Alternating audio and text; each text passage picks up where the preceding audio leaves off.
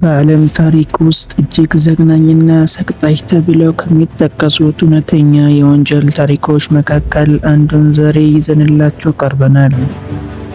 እስኪ ያስቡት፣ በጣም የምታምኑት ሕይወታችሁን አሳልፋችሁ የሰጣችሁት እና ደግ ነው ብላችሁ የምታከብሩት ሐኪም የእናንተን ሕይወት ለማጥፋት ቀጠሮ ይዞ ቢመጣስ?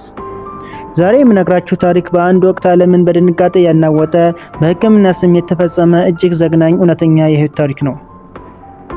ይህ ሰው ከ250 በላይ ሰዎችን የገደለ ቢሆንም ለ20 ዓመታት ማንም ሳይጠረጥረው ኖሯል። እሱም ሃሮልድ ሺፕማን ወይም የዶክተር ሞት ይባላል። ታሪኩ የሚጀምረው እንደ አውሮፓውያን አቆጣጠር በ1946 እንግሊዝ ውስጥ ነው። ሃሮልድ ሺፕማን የተወለደው መካከለኛ ገቢ ካላቸው ቤተሰብ ነበር። ብልህ እና እናቱን እጅግ የሚወድ ልጅ ነበረ። ነገር ግን ገና በ17 ዓመቱ በሕይወቱ ላይ ትልቅ ጠባሳ የጣለ ክስተት አጋጠመው።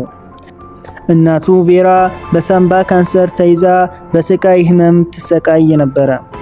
ወጣቱ ሃሮልድ በየቀኑ ሐኪሞች ወደ ቤታቸው መጥተው ለእናቱ ሞርፊን ሲወጓት ይመለከታል። እናቱ ያንን መርፌ ትወጋ፣ ስቃይዋ ጋብ ይላል። ይህ ትዕይንት በሃሮልድ አእምሮ ውስጥ አንድ የተዛባ እምነት አሳደረ። ሞት በሐኪም እጅ የሚሰጥ እፎይታ ነው የሚል አስተሳሰብ በአእምሮ ውስጥ አሳደረ። እናቱ በሞተች ቀን ሃሮልድ ሐኪም የመሆን ውሳኔን ወሰነ። ሺፕማን ወይም ሃሮልድ የሕክምና ትምህርቱን ጨርሶ ሥራ ጀመረ። ነገር ግን ብዙም ሳይቆይ በ1975 አንድ ጉድ ተገኘበት።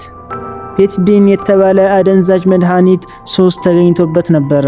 ይህን ለማግኘት ሲል የሐሰት መድኃኒት ማዘዣዎችን በመጻፍ ተይዞ ከሥራው ተባረረ። የሚገርመው ግን የእንግሊዝ ሕክምና ማህበር ሁለተኛ ዕድል ሰጠው። ይህ ውሳኔ ወደፊት ለሚመጣው እልቂት ትልቅ ስህተት ነበረ።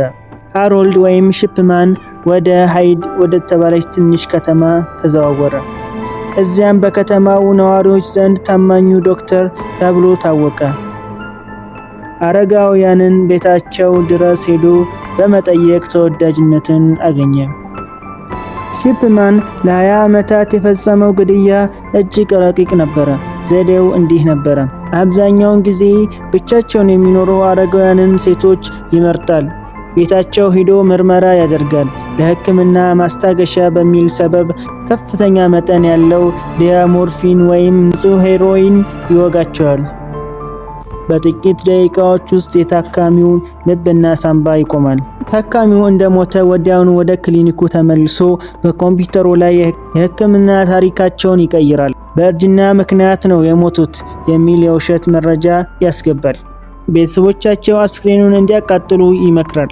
አስክሬኑ ከተቃጠለ በኋላ ምርመራ ቢደረግ በሰውነታቸው ውስጥ ያለው መርዝ ሊገኝ አይችልምና። ይህ ነፍሰ ገዳይ ሐኪም ለ20 ዓመታት እንዲህ እያለ ሳይያዝ ቆየ። ነገር ግን በ1998 አንድ ትልቅ ስህተት ፈጸመ። ሰለባዋ የ81 ዓመቷ ካትሊን ግራንዲ ነበሩ። ካትሊን በጣም ጤነኛ አሮጊት ነበሩ፣ ነገር ግን በድንገት ሞቱ። ከሞቱ በኋላ አንድ አስደንጋጭ ኑዛዜ ተገኘ። ኑዛዜው ካትሊን 386,000 ፓውንድ የሚገመት ሀብታቸውን ለዶክተር ሺፕማን መስጠታቸውን ይገልጻል። ካትሊን ልጅ አጄላ ጠበቃ ስለነበረች ወዲያው ተጠራጠረች። እናቷ ለሐኪም ሀብቷን እንደማትሰጥ ታውቃለች። ፖሊስ ምርመራውን ጀመረ። የካትሊን አስክሬን ተቆፍሮ ወጣ። ውጤቱም አስደንጋጭ ነበረ። በሰውነቷ ውስጥ ገዳይ የሆነ የሞርፊን መጠን ተገኘ። ፖሊሶች የሺፕማንን ኮምፒውተር ሲመረምር የቴክኖሎጂ ባለሙያዎች አንድ ጉድ አገኙ። ሺፕማን የሕክምና መዝገቦቹን የቀየረው ታካሚዎቹ ከሞቱ በኋላ መሆኑን በኮምፒውተሩ ሲስተም ሎክድ አማካኝነት ተረጋገጠ። በአውሮፓውያን አቆጣጠር ጥር 31 ዓመተ ምህረት ሃሮልድ ወይም ሺፕማን በ15 ሰዎች ግድያ ተከሶ የዕድሜ ልክ እስራት ተፈረደበት። ዳኛው ሺፕማን ክፉና በጭካኔ የታወረ እንደሆነ ገለጹ። ነገር ግን ትልቁ ድንጋጤ የመጣው ከዚያ በኋላ በተደረገው ሰፊ ምርመራ ነው። ፖሊስና የሕክምና ቡድኑ የሺፕማንን የ23 ዓመት የሥራ ዘመን መረመሩ። ውጤቱ የዓለምን ሕዝብ አፌዘ። ሺፕማን በእርግጠኝነት ምናልባትም የገደላቸው ሰዎች ቁጥር ከ250 በላይ እንደሆነ በይፋ ተረጋገጠ። ይህ ሰው በዘመናዊ ታሪክ ውስጥ እጅግ ብዙ ሰው የገደለ ተከታታይ ነፍሰ ገዳይ ሆኖ ተመዘገበ።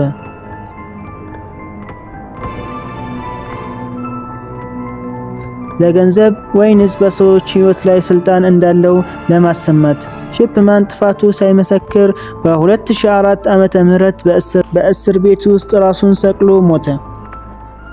ይህ ታሪክ ዛሬም ድረስ በሕክምናው ዓለም ላይ ትልቅ ጥቁር ጠባሳ ሆኖ ይኖራል። ሰውን በስራው ወይም በማዕረጉ ብቻ ማመን አደገኛ እንደሆነ ትልቅ ትምህርት ጥሎ አልፏል። እናንተስ ስለዚህ ሕክምና ምን ትላላችሁ? ለ20 ዓመታት ሳይያዝ መቆየቱ ምን ያሳያል? ሐሳባችሁን በኮሜንት አስፍሩልን። ለተጨማሪ እንዲህ ያሉ እውነተኛ የወንጀል ታሪኮች ቻናላችንን ሰብስክራይብ ማድረግ እንዳትረሱ። በሚቀጥለው ቪዲዮ እስክንገናኝ ቸር ያቆየን።